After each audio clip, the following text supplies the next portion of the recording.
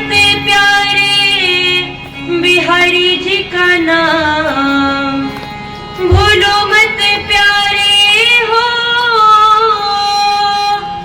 भूलो मत प्यारे बिहारी जी का नाम। मेरे बांके बिहारी है सब सुख नाम, मेरे बांके बिहारी है सब सुख नाम, मेरे बांके बिहारी है सब सुख नाम, मेरे बांके बिहारी है।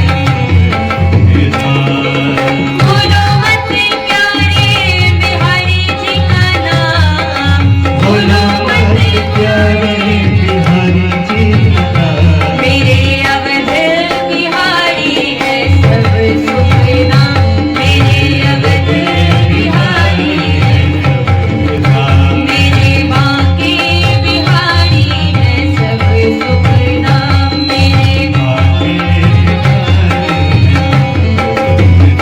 देखिए, वृंदावन में बांके बिहारी है और अयोध्या जी में कनक बिहारी, और इन दोनों से जब नजरें लड़ती है ना महाराज, मिलती है।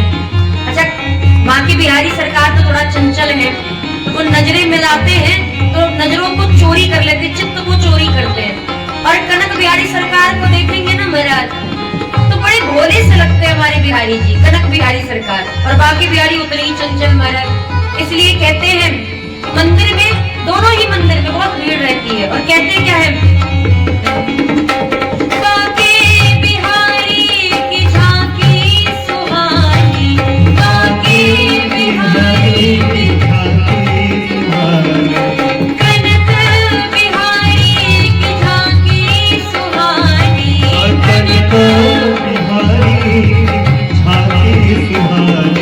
महिमा महान जिनकी जाए ना बखानी, महिमा महान जिनकी, महिमा महान जिनकी जाए ना बखानी, महिमा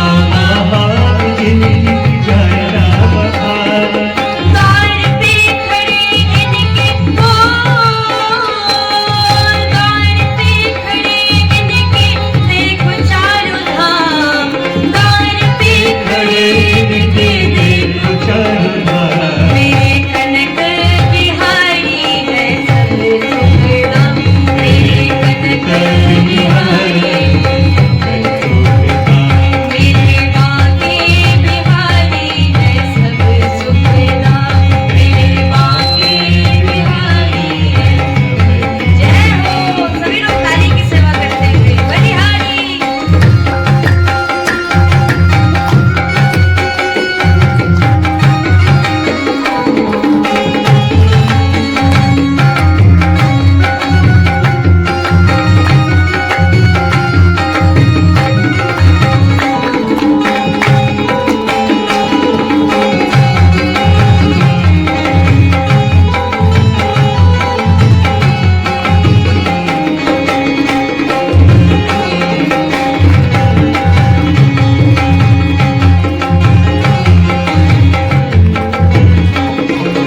बांके ठाकुर की बांके ठाकुरानी, बांके ठाकुर की बांके ठाकुरानी, मुक्ति जहाँ भरती है पानी, मुक्ति जहाँ,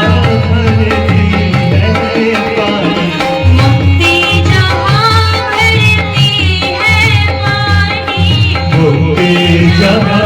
भरती है पानी, सुर मुनि सब करते हैं, ओ सुर मुनि सब करते हैं इनको प्रणाम, सुर मुनि सब करते हैं इनको प्रणाम, मेरे बांके बिहारी है सब सुख नाम, मेरे बांके बिहारी है सब सुख नाम, मेरे बांके बिहारी है सब सुख नाम।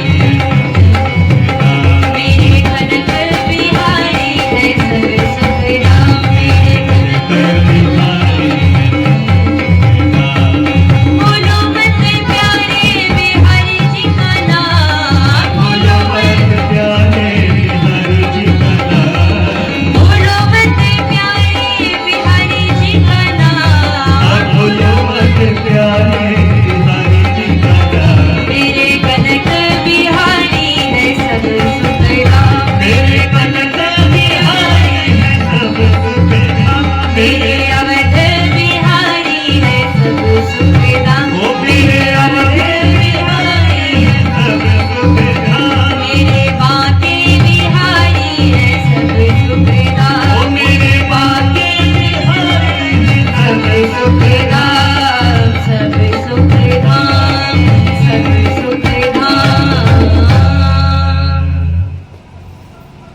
बोलिए भक्तवत्सल भगवान की जय।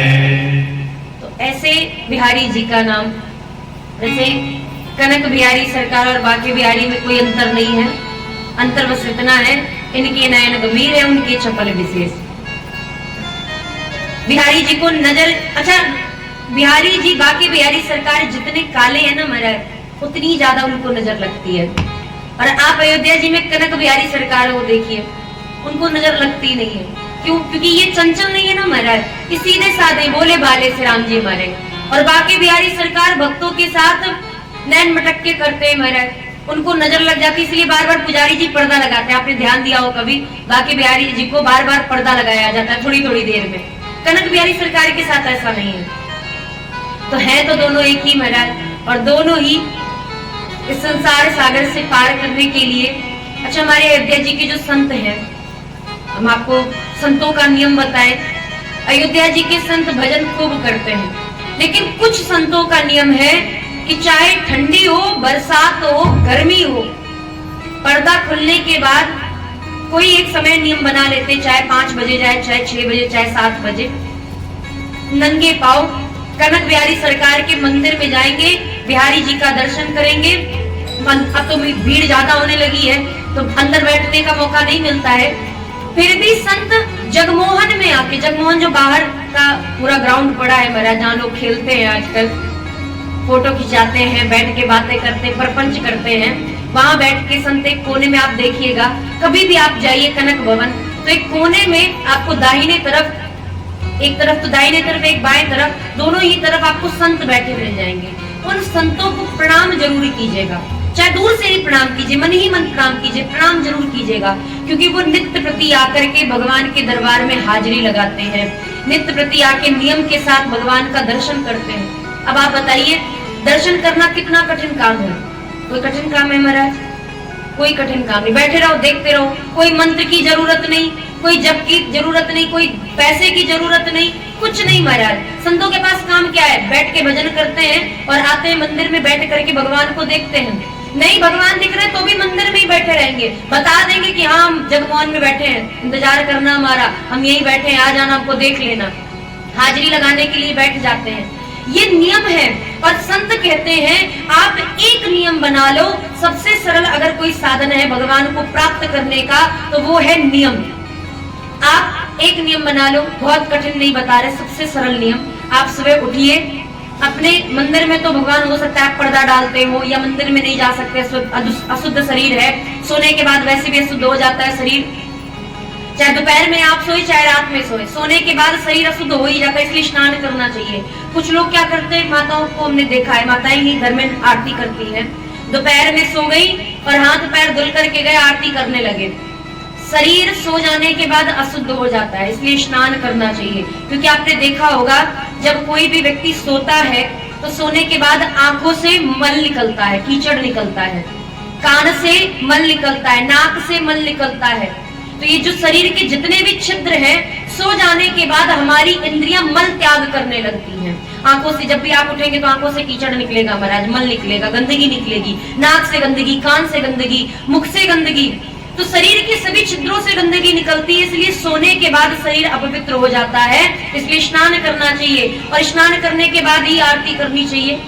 तो संत क्या करते, दोपहर में सोते तो है नहीं, और जो सोते हैं तो स्नान करके मंदिर में जाते हैं। आप इतना नियम बना लीजिए कि आप अपने घर में, आपके घर में कहीं ना कहीं भगवान का एक पोस्टर होगा जहाँ पे भगवान का स्वरूप होगा, सो करके उठिए, सबसे पहले ठाकुर जी को प्रणाम कीजिए, एक बार उनको जी भर के निहार लीजिए कि आंख बंद करने के बाद भी वो रूप आपकी आंखों में दिखता रहे, आंख बंद करने के बाद भी आपको सबका चेहरा याद रहेगा आंख बंद करने के बाद, लेकिन ठाकुर जी का एक ध्यान ऐसा है जो आप नेत्र बंद करके ध्यान करेंगे, वो एक क्षण के लिए तो रहेंगे, उसके बाद उनका ध्यान गायब हो जाएगा, फिर आपको दिखेंगे नहीं। आप कभी बांके बिहारी जी का पूरा स्वरूप याद करने की कोशिश कीजिए, कभी नहीं दिखेंगे। कनक बिहारी सरकार को पूरा याद कीजिए, कभी नहीं दिखेंगे। हनुमानगढ़ी में हनुमान जी महाराज को नेत्र बंद करके ध्यान लगाइए, हनुमान जी का चेहरा कितना बड़ा है महाराज। हनुमानगढ़ी में केवल आंखें आंखें दिखती हैं, लेकिन कभी कभी ध्यान में वो भी नहीं आते महाराज। इसलिए ध्यान करना बहुत कठिन है। तो आप सुबह उठिए, ठाकुर जी का एक बार दर्शन कर लीजिए, उसके बाद अपनी दिनचर्या प्रारंभ कीजिए। एक नियम बनाइए, आप यात्रा में हो और चाहे आप किसी के घर में बच्चे का जन्म हुआ हो तो भी, अगर, क्योंकि भाई बच्चे का जन्म होता है तो सूतक लगता है, फिर पूजा होती नहीं। अगर किसी की मृत्यु हो जाती तो भी सूतक लगता है, तो भी पूजा नहीं होती। तो ऐसा नियम बनाइए जो हर समय आप उसका पालन कर सके। हमारे गुरुदेव भगवान कहते हैं कि कुछ नहीं है महाराज, तो आप उठिए, भगवान का दर्शन कीजिए और 11 बार सीताराम सीताराम सीताराम कह लीजिए। नियम बना लो महाराज, उठते ही सीताराम सीताराम कहना है। धरती को प्रणाम तो सभी करते हैं महाराज, लेकिन भगवान के स्वरूप का दर्शन कीजिए। रात्रि में सोने से पहले 11 बार भगवान का नाम ले लीजिए, हो सके तो क्या, जितना ज्यादा हो सके नियम बना लीजिए। सबसे सरल साधन हमारे गुरुदेव भगवान बताते हैं, ये गुरु की वाणी है महाराज, संत की वाणी, इसलिए हम आपको बता रहे हैं कि आप एक नियम बनाइए और देखिए कुछ ही दिनों के बाद एक बालक 12 वर्ष पढ़ता है, तब जाके उसे डिग्री मिलती है। 12 वर्ष पढ़ने के बाद ही तो डिग्री मिलती है। ऐसे ही आप कोई नियम यदि 12 महीने तक कर लीजिए, आप उसका पुण्य, आप उसका प्रताप देख सकते हैं। 12 महीने तक आप कोई एक नियम कर लीजिए महाराज, वो नियम 12 महीने तक चलना चाहिए, टूटना नहीं चाहिए। उसके बाद आप देखिए वह नियम आपको कहां से कहां लेकर के जाएगा, आपके भक्ति में कितना ज्यादा मन लगेगा।